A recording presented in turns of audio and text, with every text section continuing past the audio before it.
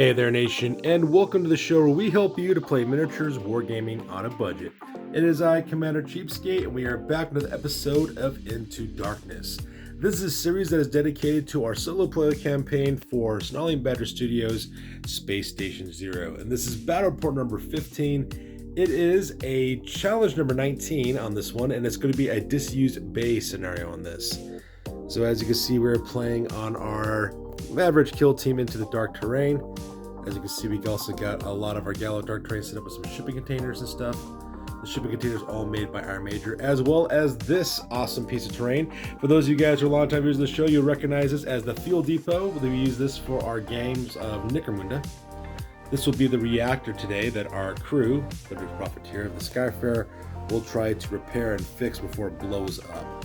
So that being said, ladies and gentlemen, we're going to play some background music real quick. As the music is playing, we'll talk about the scenario rules, as well as show you rosters of my crew, Thundrik's Profiteers. So that being said, let's get this battle report on a roll. Challenge 19, Disused Bay. The original purpose of this bay is unclear, but there is wrecked machinery everywhere, parts scattered about the floor and hanging from the ceilings. The center of the room has a large thermal reactor of indeterminate purpose, and a chill hangs in the air. So for this scenario, ladies and gentlemen, this one's actually quite a little bit more of a simpler one in the sense that there are no enemy NPCs that I have to worry about fighting. It's entirely environmental in this situation. What's going to happen is that in the middle of the table is a reactor that I do have to repair, and at the same time, there's a lot of environmental challenges I do have to take on. First of all is the reactor coolant leak. What ends up happening is that there's coolant being leaked everywhere. So because whenever I activate a crew member, I have to succeed a life save that is equal to 1 plus the current turn number. So for example, on turn number 1, I have to survive a life save 2, turn 2, life save 3, and so forth. If I fail that life test, I take this number of damage in total for the number of times that I actually failed it. So it could be pretty bad over the long term. At the same time, I have to worry about also falling ice with huge icicles falling from the ceiling as well. At the same time, not only do I have to take life tests every single time I activate a crew member, I also have to roll a d12, and if I roll 11 or higher, that crew member must make a movement save 7, and if they fail that test, they suffer damage equal to the amount by which they failed that test. So it's absolutely devastating if you don't manage to do that, because most of my guys are only movement 5, so that's terrifying. Now, the most terrifying aspect of all, however, is the reactor in the middle of the battlefield, which is the overheating reactor. Basically, what I have to do is I have to repair that reactor with an intelligence challenge test of 12 on an 8-up. So I have to get 12 8-up successes in order to repair that reactor, and any crew member within 1 inch of it can, of course, do so. Now, here's where the problem comes into this. If I don't repair this reactor by the end of turn number 3, this reactor explodes and all of my guys go out of action. And I have to roll up on the injury table, re-rolling any rolls of 12 plus. So that being said, I do have a lot of things worked out for me. Luckily for me, though, my crew is kind of elite. I do have some high intelligence characters, but at the same time, though, I still got to deal with all the chaos of this reactor about to explode. So now that we're done talking about the scenario rules, let's go ahead and show you the roster for my crew, and then we'll move on to the scenario.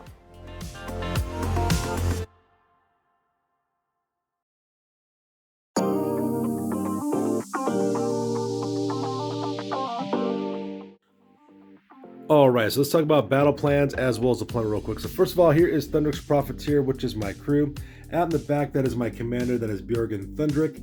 Right in front of him, of course, is Enrik Ironhelm, my engineer. Right in the middle there, we have the Shipbreaker, which is my guard drone. Followed by Garon Allenson, my pilot. We have Deadeye Lund, my medical officer, as well as Kazgan Draxskewer, my soldier. Now, this scenario is actually kind of interesting because there's actually no enemies in this scenario. This one is completely environmental effects. So what I have to do is, of course, I have to rush up to this reactor and try to repair it as quickly as possible because this reactor is currently overheating. And if I don't repair it by the end of turn number 3, it will explode, killing the members of my crew and putting them all out of action. Now, this one's going to be interesting because to solve this problem, what I got is I got to move within 1 inch of this center panel here, which is going to be right here in the middle. We're going to use this control panel as the access point for my guys to actually access it, to actually start making the repairs on this one. So what I have to do basically is I have to make 12 intelligence tests on a +8 to make this thing repair. And if I don't do that within 3 rounds, it's going to explode. At the same time, I also have to worry about this leaking coolant flying over the place, which means that every turn I have to take a life save, What I do is I gotta take the current turn and then add +1 to it and try to make that life save so that way I don't freeze to death, because coolant is leaking all over the place inside of this Disused Bay. At the same time, I also worry about falling ice. I have to roll a d12, and I believe I roll like a 10 or 11, I believe. Then a piece of ice falls. I have to make a reaction save. I believe it's a 7-up. If what I have to do on that one, 7-up on that one. If I fail it, I take that much damage from the falling ice as well. So I do have my work cut out for me. The biggest one is going to be the intelligence tests on this reactor. That's going to be extremely difficult to do because I got to do 12 of those at +8. However, though, in my defense, I do have quite a bit of intelligence people in my group. My commander's got pretty high intelligence, same thing with my engineer as well as my medical officer. My soldier pilot, not so much. They're more reactionary tests, but you know, you can still roll 12s and get double successes. So I got my work cut out for me on this one. So that being said, ladies and gentlemen, we're going to go directly to the top of turn number 1, and I will come back after my turn 1 actions. We'll be right back. All right, so that takes us directly to the bottom of turn number 1. As you can see, doing pretty well so far on this challenge with my first turn. I had Kazgan, Draxskewer, Garon Allenson, Deadeye Lund, as well as Bjorgen Thundrik trying to move up directly to this control panel and try to access it that way. In the end, I was able to get 10 successes off, which is absolutely fantastic. That was actually primarily from Kazgan Draxskewer for the most part. He rolled 2 12s when he rolled for his intelligence test, so because I got 4 successes from that, the other 3 came from Garon Allenson as well as Deadeye Lund. Now, Bjorgen Thundrik actually didn't get a chance to use his intelligence test because he was too far away, so I had to use double his movements in order to make him come up directly to the top of his machine. Deadeye Lund was able to do so because I used a logistics expert special ability that my commander actually gives up to his players for members of his crew within 3 inches. So because that Deadeye Lund got to move twice as much, using 10 inches to get up here, and then of course he then put his intelligence test as well. Meanwhile, down below, I also have Enrik Ironheld move up forward, as well as the Shipbreaker. Both these guys had to move up twice in order to get directly toward the center pylon so they could start making the repairs as well. So they didn't get a chance to use it either, just like Bjorgen Thundrik did. But considering I have 10 successes so far, this challenge is going to be pretty good, I'm thinking. At the same time, I also did lose 1 wound.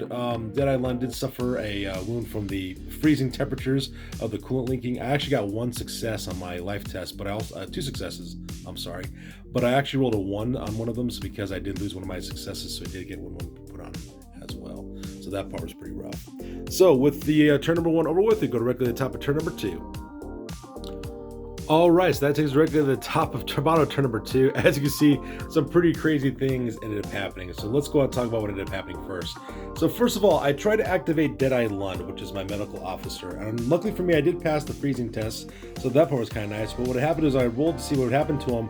I rolled an 11, so because that icicle fell from the top, it actually penetrated right straight through his body and put Deadeye Lund out of action, which is actually pretty horrible. One of the first times I've ever had one of my players go out of action. So because I had to roll up an injury chart to see exactly what happened to him, and luckily for me, I rolled 2 12s on this one, which is called It's a Miracle, which means the crew members lives and increases all their stats by 1, which is actually pretty amazing. Now from there, of course, I then activated next with Kazgan Draxskewer. He was able to get off 1 score, so I brought it to 11. After that, I then activated Enrik Ironheld, my engineer, and once again, this poor guy. Oh my god, for Enrik Ironheld, he failed his life save for the freezing, so he took a damage from that, from freezing from the coolant leaking. And then when I rolled to see exactly if the icicle had fallen or not, I rolled a 12. So because that icicle fell from the roof and skewered him in 2, and I failed my movement save.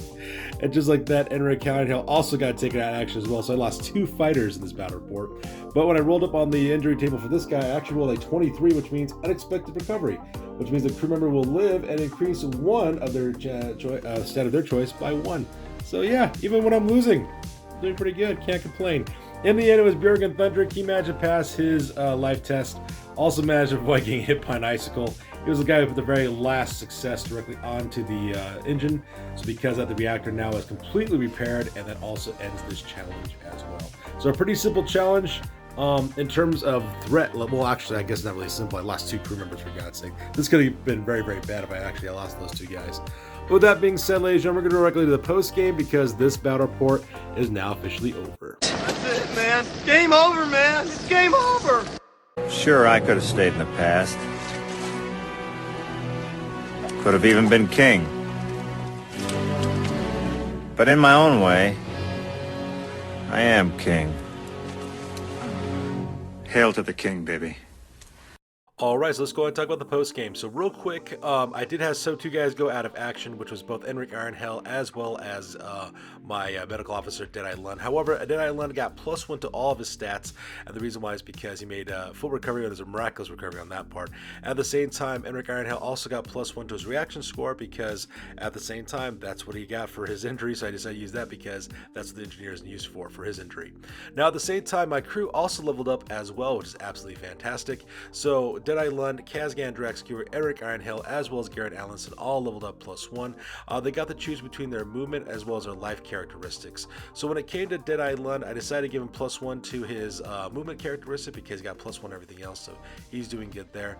At the same time, Kazgan Draxcure, I gave him +1 to his life because he has a point-to-point teleporter, so doesn't really worry about too much about moving around the battlefield. At the same time, for Enric Ironhell as well as Garrett Allenson, I gave him +1 to their movement as well because my guys are kind of slow, so giving that +1 movement's going to really help them out as well. At the same time, the Shipbreaker course does not level up yet, but he will level up after his next scenario because at that point he'll have 5 experience points, which I'm really looking forward to leveling up that character as well. So there you have it. That's good for this one, you guys. As always, please feel free to like, comment, and or subscribe. Your guys' input is valuable to us as always. Also check us out on Facebook, Instagram, as well as blogger.com for all the latest greatest hobby news related to this channel. That's good for this one, you guys. I'll catch you guys next one. Peace out and stay classy.